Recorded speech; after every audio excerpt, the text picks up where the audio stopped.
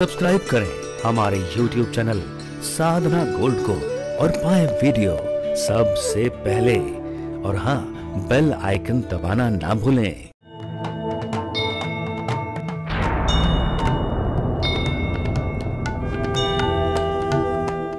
एक बार जीव जब सन्मुख आ जाए तो जिस प्रकार से दूध में पानी मिला दो लेकिन बगला जो है ना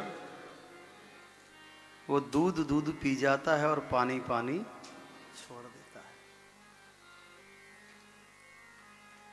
श्री हरि का भी ऐसा ही स्वभाव है कि जीव जब सन्मुख हो जाए तो उसके दोष पर तो पर्दा डाल देते हैं और कृपा करके उसे अपना लेते हैं। पूतना बाल कृष्ण को अपना स्तनपान कराने लगी। कन्हैया ने भूत भावन भोलेनाथ से प्रार्थना की कि प्रभु विष विष आप पी लेना और दूध दूध मैं पी लूंगा। जैसे ही स्तनपान करने लगे हैं दूध के साथ पूतना के प्राणों का भी हरण करने लगे। अब पूतना व्याकुल हो गई है, तड़पने लगी है, चिल्लाने लगी है। ऐसा लगता है जैसे अभी प्राण छूट जाएंगे, प्राण निकल जाएंगे।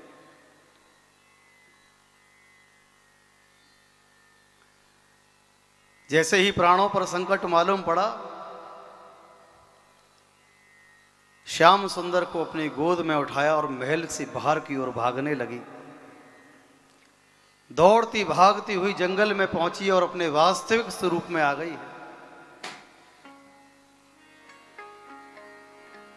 विशाल काय स्वरूप, बड़े बड़े नाखून, बड़े बड़े दांत, विकराल स्वरूप है। जंगल में पहुंची है। श्याम सुंदर ने दूध के साथ पूतना के प्राणों का भी हरण कर लिया है। और जैसे ही प्राणों का हरण किया है, पृथ्वी के ऊपर पूतना धड़ाम से गिरी। इतना तेज शोर हुआ, इतनी जोर से आवाज हुई। मैया यशोदा रसोई से दौड़ती हुई भागती हुई नंद भवन में उस कक्ष में पहुंची जहां कन्हैया पलने में झूल रहे थे। जाकर देखती है कि पलना में कन्हैया नहीं है। जोर जोर से आवाज लगाने लगी, बाबा बाबा कन्हैया पलना में ना आए। रोने लगी, विलाप करने लगी। सभी ब्रजवासी कन्हैया को ढूंढ रहे हैं। सभी ढूंढते हुए दौड़ते हुए उस स्थान पर पहुंचे जहां पूतना का विशाल काय शरीर पड़ा हुआ है।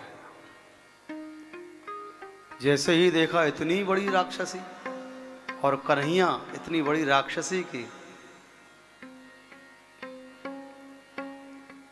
स्तनपान कर रहे हैं, उसके स्तन पर बैठकर खेल रहे हैं। जैसे ही कन्हैया को देखा, मैया यशोदा तो मूर्छित होते होते रह गई। अरे कोई मेरे कन्हैया उतारो। तो ब्रजवासियों ने नसेनी लगाई। क्या लगाई? नसेनी समझते हैं? सीढ़ी। नसेनी लगाई पूतना के ऊपर चढ़ने के लिए। इतना बड़ा शरीर कन्हैया को उतार कर मैया यशोदा को दिया है। हृदय से लगा लिया। बार बार दुलार करती है, बार बार कन्हैया को प्यार करती है। अब सभी ब्रजवासियों ने नंद बाबा से पूछी, बाबा कहा करें अब जाको? बाबा कहने लगे, भैया इतना विकराल शरीर, एक काम करो, या कि शरीर के अलग अलग हिस्सा करो। अलग अलग हिस्से किए हैं और अलग अलग हिस्सा करने के बाद में पूतना का दाह संस्कार किया। तो श्रीमद् भागवत जी में लिखा हुआ है कि पूतना के शरीर से, पार्थिव शरीर से जब अग्नि प्रकट की है तो चंदन की खुशबू आने लगी है। देवता पूछने लगे, प्रभु एक राक्षसी का वध किया। उस राक्षसी के शरीर से चंदन की खुशबू। भगवान कहने लगे कि जिसे मैंने स्पर्श कर लिया उसमें किसी भी प्रकार की दुर्गंध तो रह ही नहीं सकती है। चाहे पूतना मुझे विष पिलाने के लिए आई है, यहाँ कन्हैया ने पूतना को मां की सदगति प्रदान की है, जो एक मां की सदगति होती है। क्योंकि किसी भी भाव से आई सही, किसी भी रूप में आई सही, लेकिन कन्हैया को अपना दुग्ध पान कराया है। ये पूतना कौन है?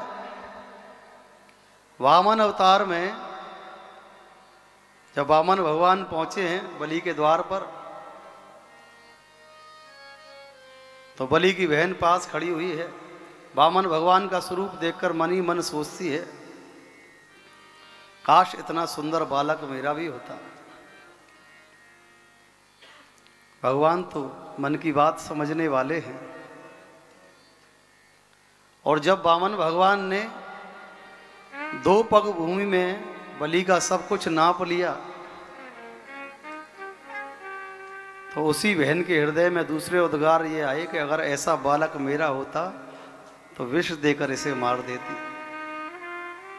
भगवान ने कहा तुम्हारे दोनों भाव स्वीकार हैं, कृष्ण अवतार में जब आएंगे तो तुम भी अपनी इच्छा पूरी कर लेना। पूतना को सदगति प्रदान की है।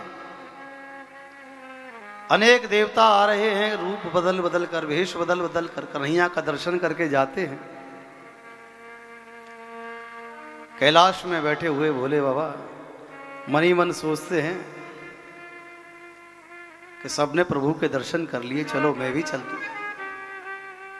पार्वती जी कहने लगी प्रभु हमें भी साथ लेकर चलो।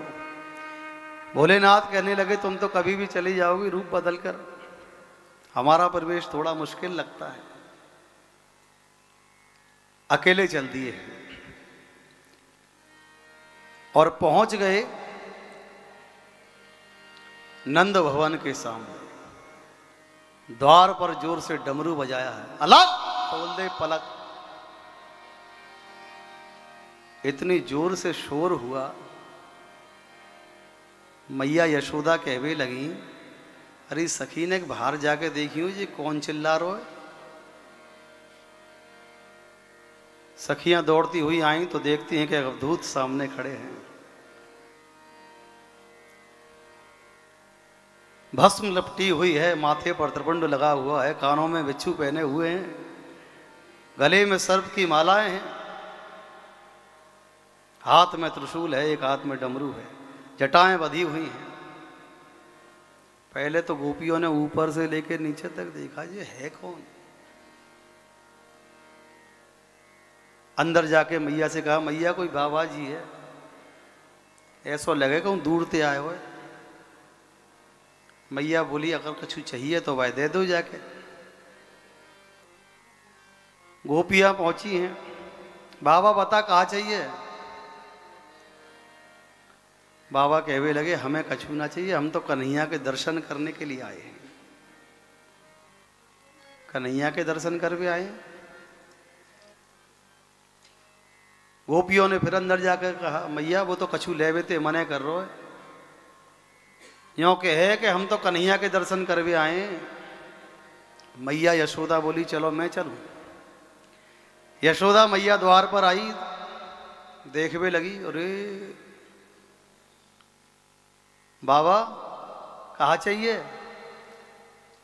हाथ जोड़कर भोलेनाथ कहवे लगे मैया मोए तो सिर्फ तेरे लाला के दर्शन करने हैं, बड़ी दूर से आया हूं सुन के। मैया कहवे लगी रे बाबा जी तेरे या डरामने भेसे देख के मुँह बूढ़िए डर लग रहा हो, मेरे कन्हैया को क्या हाल होएगा। मैं अपने लाला के दर्शन ना कराऊं तो अगर कछु चाहिए हो तो ले जा।